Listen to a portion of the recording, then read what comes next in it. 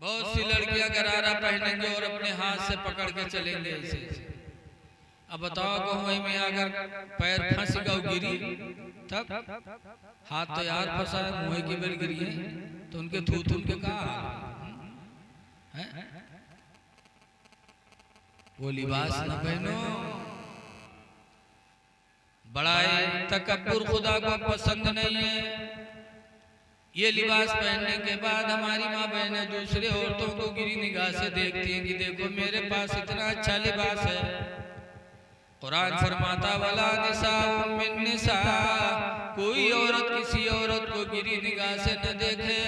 असा यकुन्ना खैरम मिनहुन्ना, हो सकता है वही औरत उससे बेहतर हो जिसको तुम गिरी निगाह से देख रही हो। नाज न करो लिबास में। अतुलसो कम ख्वाब की पोशाक पे नाज़ान हो। अतुलसो कम ख्वाब की पोशाक पे नाज़ान हो। इस तने बेजान पर खाले कफन रह जाएगा। इस तने बेजान पर खाले कफन रह जाएगा। ऐ मेरी माँ बाप माँ बहनों, जरा अपने नबी की बेटी फातिमा ज़हरा की जिंदगी देखो कि रसूल करीम सल्लल्लाहु अलैहि वसल्लम के पास यहूदियों की बच्चियां आई, कहने लगी आपकी बेटी फातिमा हमारी सहेली है और हमारे घर में शादी है, फातिमा को हमारी शादी में आना है। हुजूर सल्लल्लाहु अलैहि वसल्लम ने फातिमा को बताया कि फातिमा तुम्हारी सहेली की शादी है, उसमें उन लोगों ने दावत दिया है, चलना है। तो फातिमा रोने लगी। हुजूर ने पूछा है मोहम्मद की जान रो रही हो? तो फातिमा ने कहा अब्बा यहूदियों की यहाँ शादी होगी, औरतें सोना चांदी में होंगी, अच्छे अच्छे लिबास पहने होंगी, उनके बीच में आपकी बेटी फातिमा जाएगी और 40 पेउंदे इसकी चादर में है, 40 पेउंदे की चादर ओढ़ के आपकी बेटी फातिमा शिरकत करेगी, तो आपकी भी तौहीन होगी, मज़हब इस्लाम की भी तौहीन। रो पड़ी, नबी की बेटी है और चादर में 40 पेउंदे लगे हुए हैं। अल्लाह के रसूल सल्लल्लाहु अलैहि वसल्लम ने फरमाया बेटी फातिमा मैंने मंजूर कर लिया है दावत, आपको जाना है। जब शादी का दिन आया, जाने का वक्त आया, तो अल्लाह ताला ने जन्नती लिबास फातिमा ज़हरा के लिए नबी की बारगाह में भेजा।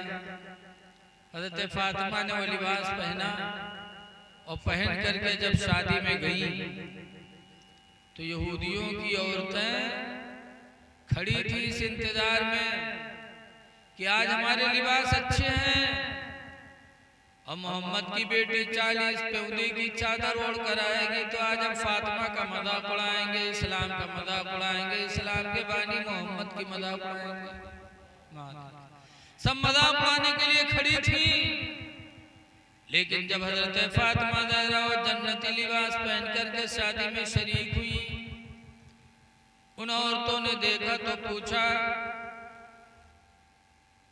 मिन ऐन लक फातिमा, ऐ फातिमा ये लिबास तुमको कहां से मिला? ये लिबास कहां से मिला?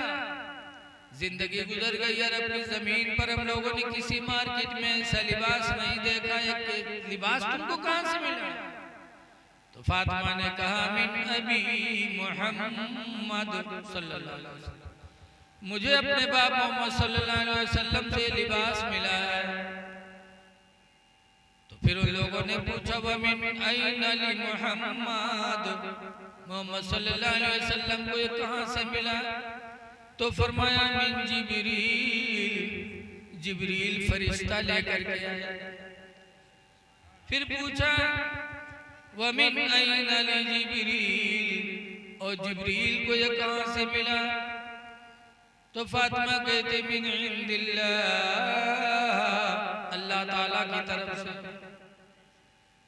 उन यहूदियों की औरतों ने जब देखा तो कहा खुदा की कसम, जो खुदा अपने नबी की बेटी को इतना अच्छा लिबास दिया है,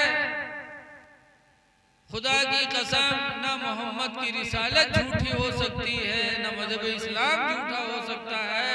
उन यहूदियों की औरतें जो मजाक उड़ाने के लिए खड़ी थी, उन्होंने कलमा पढ़ा और इस्लाम कबूल कर लिया। तो है मेरी माँ बहनों, फातिमा ज़हरा 40 पौधे की चादर ओढ़ती थी, लेकिन अल्लाह ने चाहा तो उन्हें जन्नती लिबास अता फरमा दिया। आप भी अगर कभी पुराना कपड़ा पहनने को मिल जाए तो अपने शौहरों पर निगाहें न तिरछी करो। अगर हमारी माँ बहनों को भी पुराना कपड़ा मिल जाए, पौधा वाला कपड़ा मिल जाए, तो गुस्सा न हो। क्यों? रसूल करीम सल्लल्लाहु अलैहि वसल्लम के सहाबी और खलीफा भी हजरत उमर रदियल्लाहु अन्हु, वो फरमाते हुब्बिबा इलैया मिनद दुनिया सलास, दुनिया की 3 चीजें मुझे बड़ी प्यारी हैं। नंबर 1 पर हजरत उमर फरमाते अस्सौबुल खलक, पुराना कपड़ा। पुराना कपड़ा पहनना हजरत उमर को बहुत अच्छा लगता था। क्यों? पुराने कपड़े में घमंड नहीं होता, पुराने कपड़े में तकल्लुफ नहीं। पुराने कपड़े तो जहां बैठने को मिला आदमी बैठ गया, बोलो, और नवा रहा था तो सोचे पड़ते कि गर्दन। पुराना कपड़ा होता है तो घमंड नहीं होता। इसलिए लोगों जब कभी पुराना कपड़ा पहनने को पड़े या ईद बकरीद में न ले पाओ गरीबी की वजह से, तो दिल को तंग न महसूस करो, कमजोरी के शिकार न बनो, बल्कि ये सोच लो कि रसूलुल्लाह के बड़े और बहुत बड़े सहाबी हजरत उमर की आज सुन्नत अदा हो रही है। उन्हें पुराना कपड़ा पसंद था, आज हम भी पुराने कपड़े में ईद करने जा रहे हैं। गम न करो। तो नंबर 1 पर हजरत उमर को पुराना कपड़ा पसंद था। दूसरे नंबर पर फरमाते वल अम्रु बिल मारूफ, और भलाई का हुक्म देना। हजरत उमर हमेशा भली चीजों का हुक्म देते रहते थे। वन्नही अनिल मुनकर, और बुराइयों से मना करना। आवाज हमारे लोगों का काम का है। कोई शराब पिया तो तुम कहते पिए तो हमसे काम मतलब। ऐसे बहुत से लोग होते हैं लोफड़ गुंडा, जो पड़ोसियों के घर में घुस घुस के बैठते हैं और वहां रुपया खर्च करते हैं।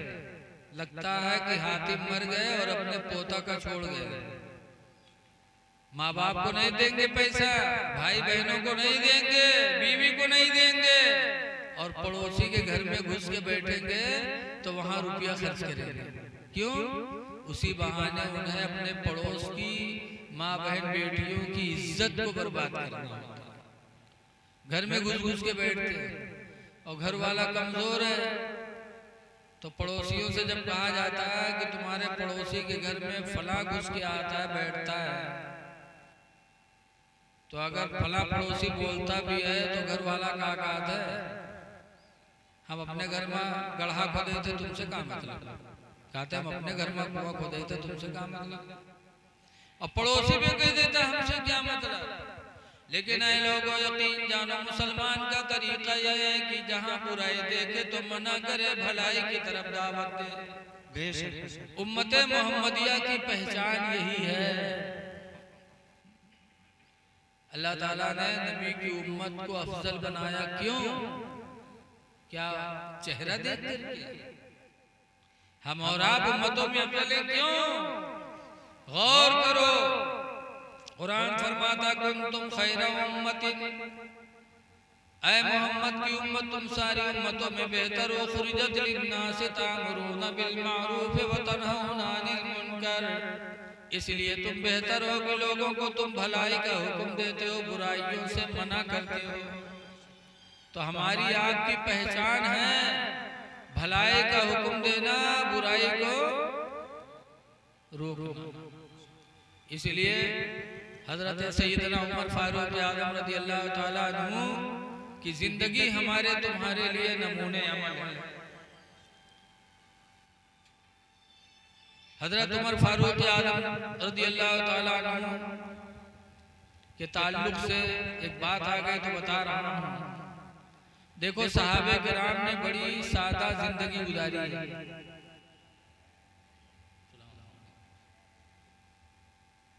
आज हम लोगों में जब कोई ओहदा वाला होता है, चेयरमैन हो या प्रधान हो या विधायक हो, तो दौलत कितनी बढ़ जाती।